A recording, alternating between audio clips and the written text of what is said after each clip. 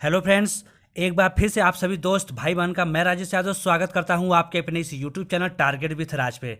तो दोस्तों, आज मैं आप लोगों के लिए कक्षा 12 बायोलॉजी के 24 बहुविकल्पीय प्रश्न मैं लेकर आया हूं।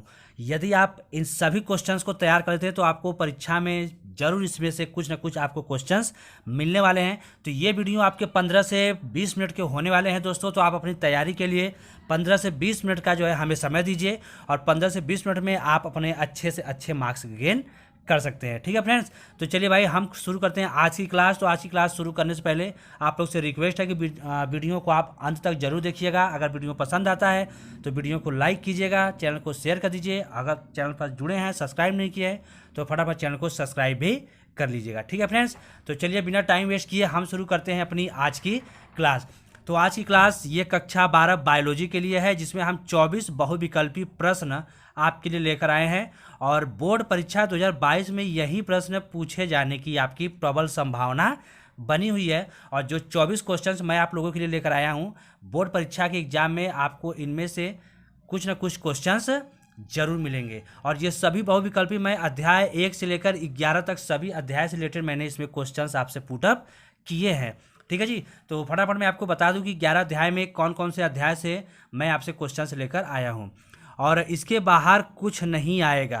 क्लियर है जी, 1 से 11 तक का जो मैं बहुविकल्पी प्रश्न बनाया हूं, इसके बाहर से आपको कुछ नहीं आएगा। और वीडियो को लास्ट तक आप जरूर देखते रहिएगा। ठीक है, तो चलिए अब हम बढ़ते हैं लेसन 1 से 11 तक का। इसमें चैप्टर कौन कौन सा है हमारा। क्लियर भाई, तो हम सभी चैप्टर्स का आपको एक नाम बता दें। तो पहला चैप्टर है पुष्पी पादपों में लैंगिक प्रजनन है। दूसरा है मानव जनन। तीसरा जनन स्वास्थ्य। और चौथा है वंशागति और विविधता के सिद्धांत। पांचवा है वंशागति का आणविक आधार और मानव स्वास्थ्य तथा रोग। 7 है मानव कल्याण में सूक्ष्म जीव। और 8 नंबर है जैव प्रौद्योगिकी एवं उसके उपयोग। और 9 है जैव प्रौद्योगिकी सिद्धांत व प्रक्रम। और 10 है जीव और समष्टियाँ। 11 है जैव विविधता एवं संरक्षण। तो ये पूरे 11 चैप्टर हैं और इन सभी चैप्टर से रिलेटेड मैंने आपको क्वेश्चंस दिए हैं आंसर के साथ। तो आप एक बार इसको जरूर देखिएगा, वीडियो को आप स्किप मत कीजिएगा, सारे क्वेश्चंस को ध्यान से देखते रहिएगा, आपको बाद में पछताना नहीं पड़ेगा। ठीक है जी, तो चलिए भाई हम शुरू करते हैं इसके आगे की क्लास। तो चलिए जी, देखिए मैं वीडियो लेकर आया हूँ, क्लास 12 बायोलॉजी से है। सभी बहुविकल्पीय प्रश्न मात्र एक वीडियो में, ये मात्र आप एक वीडियो देख लीजिए। क्लास 12 बायोलॉजी के सारे बहुविकल्पीय प्रश्न आपको मात्र एक वीडियो में मिलने हैं, जो अध्याय 1 से लेकर 11 तक आपका दिया गया है। जिसमें पहला अध्याय क्या है, पुष्पी पादपों में लैंगिक जनन। पहले अध्याय से मैं आपको क्वेश्चंस लेकर आया हूँ। ठीक है जी, तो चलिए भाई बिना टाइम वेस्ट किए हम आपको क्वेश्चंस बताते हैं। पहला क्वेश्चन पूछा है कि बीजांड का वह स्थान जहाँ बीजांड वृत्त जुड़ा होता है उसे कहते हैं।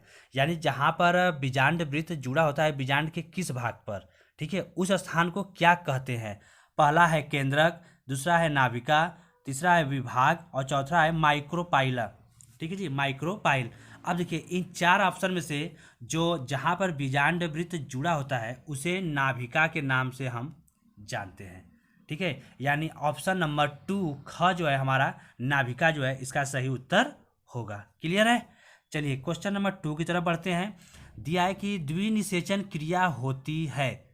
पूछा है कि द्विनिषेचन क्रिया किसमें होती है। ठीक है जी, तो हम आपको बता दें क्वेश्चन है शैवालों में, अनावृतबीजी पौधों में, ब्रायोफाइट्स में या आवृतबीजी पौधों में।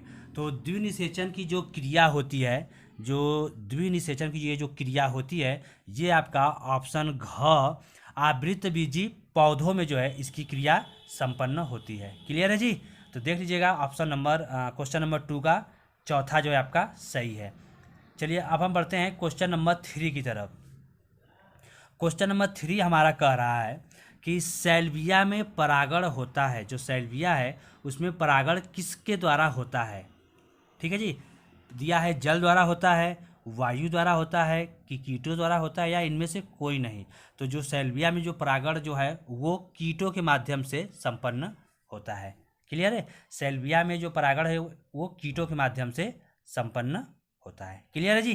तो चलिए हम बढ़ते हैं क्वेश्चन नंबर 4 की तरफ। चलिए जी, क्वेश्चन नंबर 4 देखिए आ गया है, दिया है कि पुष्पीय पादप का कौन सा भाग अगुणित एन है।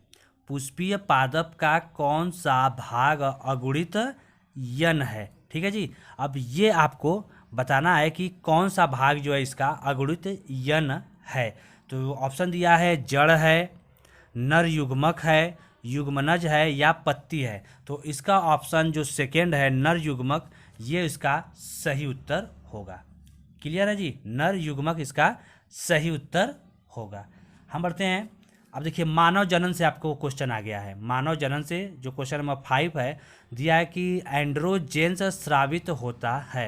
एंड्रोजेंस जो है स्रावित कहाँ से होता है। तो ऑप्शन है लीडिंग कोशिका द्वारा, सर्टोली कोशिका द्वारा या स्पर्मेरिड्स द्वारा या इनमें से कोई नहीं। तो अगर एंड्रोजेंस स्रावित होने की अगर बात कर ली जाए तो ये लीडिंग कोशिका के द्वारा जो है ये क्रिया होती है। लीडिंग कोशिका के द्वारा ये क्रिया संपन्न स्रावित होता है। क्लियर है जी? चलिए भाई, आ गया जनन स्वास्थ्य से, आ गया हमारा क्वेश्चन अब जनन स्वास्थ्य से। और क्वेश्चन नंबर 6 पूछा है कि क्या पुरुष से संबंधित है। इसमें संबंधित पूछा है, कुछ चीज़ें इसमें से संबंधित नहीं है, एक चीज़ केवल इसमें पुरुष से संबंधित है। तो जो ऑप्शन नंबर क करा है कि ट्यूबेक्टोमी है, वैक्सेटोमी है, गोलियां है या इनमें से कोई नहीं। ठीक है जी? दिया है कि ट्यूबेक्टोमी है, वैक्सोटोमी है, गोलियां है या इनमें से कोई नहीं। तो इसमें से पुरुष से जो भी संबंधित चीज़ है ये ऑप्शन नंबर दूसरा है वैक्सोटोमी। क्लियर है? वैक्सोटोमी जो है इसका सही उत्तर दिया है। क्लियर है? अब नेक्स्ट आ गया देखिए चैप्टर भाई वंशागति और विविधता के सिद्धांत से। क्लियर है? वंशागति और विविधता के सिद्धांत, यानी जो हमारा ये चैप्टर नंबर 4 है, इससे जो अब ये क्वेश्चन हमारा आया है। और क्वेश्चन 7 क्या कर रहा है कि वंशागति यानी जिसको हम आनुवांशिक इकाई है, वंशागति इकाई या आनुवांशिक क्या है। ठीक है जी? तो इसका उत्तर क्या हो जाएगा। हमारा क्वेश्चन दिया है ऑप्शन की जीन प्रारूप है, गुणसूत्र है, जीन है या फिर गाल्जिकाय है। तो वंशागति की जो इकाई है होती है वो हमारा जीन होता है। ठीक है जी? वंशागति की जो इकाई है वो हमारा जीन होता है। क्लियर है? तो चलिए भाई हम बढ़ते हैं क्वेश्चन नंबर अब 8 की तरफ। लीजिए जी, क्वेश्चन नंबर 8 आ गया। क्वेश्चन नंबर 8 क्या कर रहा है कि प्रभाविता एवं पृथक्करण, प्रभाविता एवं पृथक्करण के नियमों का प्रतिपादन किसने किया था। ध्यान से सुन लीजिएगा, क्वेश्चन कर रहा है कि प्रभाविता एवं पृथक्करण इन दोनों नियमों का जो है प्रतिपादन किसने किया था। ठीक है जी? उस व्यक्ति का नाम बताना है। तो डी ब्रिज ने किया था, लैमार्क ने किया था या फिर डार्विन ने या फिर मेंडल ने। तो इसका सही उत्तर 4 हो जाएगा, मेंडल ने। क्लियर है? चलिए हम बढ़ते हैं क्वेश्चन नंबर 9 की तरफ। 9 करा है कि द्विसकर टेस्ट क्रॉस का अनुपात क्या है। जो द्विसकर टेस्ट का जो एक ये टेस्ट है इसका अनुपात जो है 9 संबंधे 3 संबंधे 3 संबंधे 1 का रेशियो 1 संबंधे 1 है या 3 संबंधे 1 या 1 संबंधे 1 संबंधे 1 संबंधे 1। तो इसका सही उत्तर हमारा पहला हो जाएगा 9331। ठीक है जी? ये इसका सही अनुपात है। क्लियर है? चलिए हम बढ़ते हैं क्वेश्चन नंबर 10 की तरफ। और क्वेश्चन नंबर 10 हमारा कह रहा है कि हरगोविंद खुराना जाने जाते हैं। हरगोविंद खुराना जो है ये किस चीज़ के लिए जाने जाते हैं। आरएनए संरचना की खोज के लिए जाने जाते हैं या फिर डीएनए संरचना की खोज के लिए जाने जाते हैं या फिर प्रोटीन संश्लेषण के लिए जाने जाते हैं या फिर डीएनए लाइगेज एंजाइम की खोज के लिए। तो आई होप कि आपको इसका आंसर पता चल गया होगा। इसका आंसर है हमारा प्रोटीन संश्लेषण के लिए हरगोविंद खुराना जो है ये जाने जाते हैं। क्लियर है? क्लियर हो गया हो भाई तो प्लीज़ आप मुझे कमेंट में बता दीजिएगा। हम बढ़ते हैं क्वेश्चन नंबर 11 की तरफ। और 11 हमारा कह रहा है कि संदेश वाहक जो आरएनए का निर्माण जो है कहाँ होता है। संदेश वाहक जो आरएनए है इसका निर्माण कहाँ होता है। क्वेश्चन है गाल्जिकाय में होता है, राइबोसोम में होता है, कि केंद्रक में होता है, या एंड्रोप्लाज्मिक रेटिकुलम में। तो इसका सही उत्तर क्या हो जाएगा भाई? संदेशवाहक जो आरएनए का निर्माण हमेशा न्यूक्लियस यानी केंद्रक में होता है। क्लियर है? इसका निर्माण हमेशा केंद्रक में आपका होता है। तो चलिए अब हम बढ़ते हैं क्वेश्चन नंबर 12 की तरफ। और क्वेश्चन नंबर 12 ये क्वेश्चन नंबर 12 देखिए, ये रहा आपका क्वेश्चन। पूछा है कि चिकनगुनिया जो विषाणु है इसका वाहक क्या है? कैसे ये चिकनगुनिया जो है आपका फैलता है? किस मच्छर के कारण? तो दिया है कि एनाफिलीज मच्छर है, क्यूलेक्स मच्छर है, या एडीज मच्छर है, या इनमें से कोई नहीं। तो आई होप कि चिकनगुनिया का जो विषाणु है ये हमेशा एडीज मच्छर के द्वारा ही जो ये फैलता है, इसके द्वारा ये उत्पन्न होता है। क्लियर है? चलिए भाई क्वेश्चन नंबर 13 पहुँचते हैं। दिया है 13 कि पित्त ज्वर का वाहक है। जो पित्त ज्वर है इसका वाहक क्या है? एनोफिलीज है, क्यूलेक्स है, एडीज है, या मस्का है। ठीक है जी। तो पित्त ज्वर है इसका भी वाहक जो है आपका एडीज के कारण ही होता है। क्लियर है? इसका जो है एडीज के कारण ये भी आपका फैलता है। और क्वेश्चन नंबर 14 हमारा कह दिया आया कि टीबी के टीके का नाम क्या है? जो टीबी का जो टीका लगता है उस टीके का नाम क्या है? दिया है कि PAS है, DPT है, OPV है, या BCG है। ठीक है जी। तो किसका टीका लगता है भाई? BCG का टीका जो है वहाँ पर लगता है। क्लियर है? चलिए क्वेश्चन नंबर 15 की तरफ बढ़ते हैं। 15 पूछा है कि निम्नलिखित में से किस रोग की पुष्टि विडाल परीक्षण द्वारा होता है? ये विडाल एक परीक्षण है, ये एक टेस्ट है, और इस टेस्ट के द्वारा इसमें से किस रोग का जो है पता लगाया जाता है। ठीक है जी। टाइफाइड का लगाया जाता है, मलेरिया का लगाया जाता है, या अतिसार पेचिस का, या फाइलेरिया का। तो विडाल के द्वारा जो है आप हमेशा सुने होंगे कि विडाल का हमारा टेस्ट हुआ है। जो आपको जो टाइफाइड से जो बुखार होता है तो उस दौरान जो है विडाल ये भी एक टेस्ट आपका कराया जाता है। ठीक है। तो यानी टाइफाइड जो रोग हमें जो बुखार होता है उस रोग का जो पुष्टि के जो परीक्षण होता है वो विडाल होता है। क्लियर है? तो चलिए अब हम बढ़ते हैं क्वेश्चन नंबर 16 की तरफ। चलिए क्वेश्चन नंबर 16 कह रहा है हमारा कि पेनिसिलिन की खोज किसने की थी? जो पेनिसिलिन है इसकी खोज किसने की थी? फ्लेमिंग ने की थी, कि बीजमान ने की थी, कि स्मिथ ने की थी, या आर्बर ने? तो कौन किया था भाई इसका पेनिसिलिन की खोज? फ्लेमिंग ने किया था। ऑप्शन नंबर 1 हमारा इसका सही आंसर हो जाएगा। फ्लेमिंग इसके राइट आंसर है। तो चलिए हम बढ़ते हैं क्वेश्चन नंबर 17 की तरफ। और क्वेश्चन नंबर 17 हमारा कह रहा है कि प्रतिजैविकों को मुख्यतया प्राप्त किया जाता है। जो प्रतिजैविक हैं इनको मुख्यतः किसके द्वारा जो है प्राप्त किया जाता है? नील हरित शैवाल से, जीवाणुओं से, ब्रायोफाइटा से, या फिर विषाणुओं से? तो किससे भाई पता किया जाता है प्रतिजैविकों का? हमेशा जीवाणुओं के द्वारा जो है इन सभी चीज़ों का जो है पता लगाया जाता है। क्लियर है? चलिए भाई क्लियर हो रहा होगा तो आप प्लीज़ मुझे कमेंट में बताते रहिएगा। और क्वेश्चन नंबर 18 आया हमारा। पूछा है कि DNA खंडों की पहचान हम कैसे करते हैं? किसकी सहायता से हम DNA खंडों की पहचान करते हैं? तो ऑप्शन है हमारा नॉर्टन ब्लोटिंग से, सदर्न ब्लोटिंग से, वेस्टर्न ब्लोटिंग से, या इन सभी से? तो इसका राइट आंसर क्या हो जाएगा? जो DNA खंड जो है इसकी पहचान जो है हमेशा सदर्न ब्लोटिंग के द्वारा होता है। सदर्न ब्लोटिंग के द्वारा जो है इसका पहचान कर लिया जाता है। क्लियर है? चलिए हम बढ़ते हैं क्वेश्चन नंबर 19 की तरफ। और 19 हमारा कह रहा है कि जेनेटिक इंजीनियरिंग का उपयोग होता है। जेनेटिक इंजीनियरिंग का उपयोग किसके द्वारा किया जाता है? कृषि क्षेत्र में होता है, कि चिकित्सा में होता है, कि वैक्सीन निर्माण में होता है, कि उपरोक्त सभी में होता है? तो जेनेटिक जो इंजीनियरिंग का उपयोग जो है वो कृषि के क्षेत्र में भी होता है, चिकित्सा में भी होता है, वैक्सीन में होता है। तो यानी ऑप्शन नंबर 4 हमारा जो घ है उपरोक्त सभी में जो है इसका निर्माण किया जाता है, इसका उपयोग किया जाता है। किसका? जेनेटिक इंजीनियरिंग का। ठीक है जी। और लास्ट जो 20 आ रहा है और जिसमें पूछ रहा है कि दलहनी पौधों की जड़ों में पाया जाता है।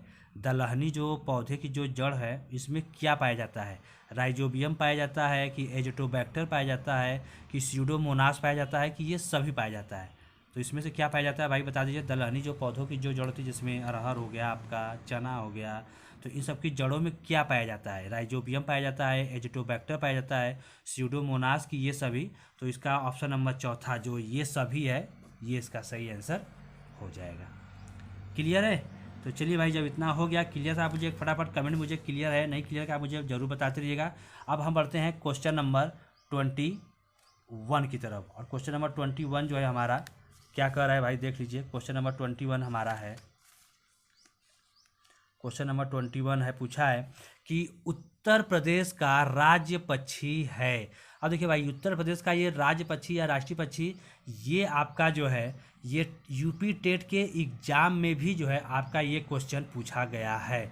यूपी टेट के जो 2018-19 का जो एग्ज़ाम हुआ था 2021 में, उसमें जो है इस प्रश्न को पूछ लिया गया था, उत्तर प्रदेश का राज्य पक्षी है। तो ज़्यादातर लोगों ने इसमें जो है मोर लगा के आए थे, लेकिन भाई उत्तर प्रदेश के यहाँ पूछा है। ठीक है जी, उत्तर प्रदेश का राज्य पक्षी क्या है?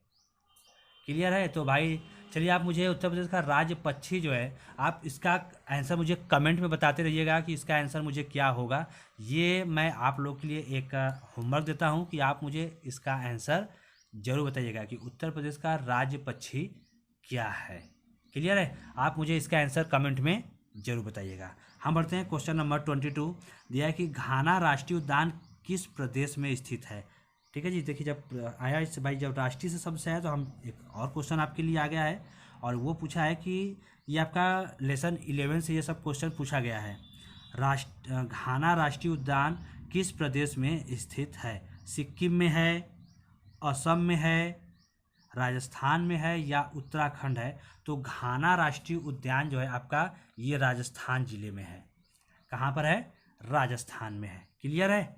चलिए भाई, इसके बाद क्वेश्चन नंबर 23 दिया है, काजीरंगा राष्ट्रीय उद्यान भारत के किस राज्य में स्थित है?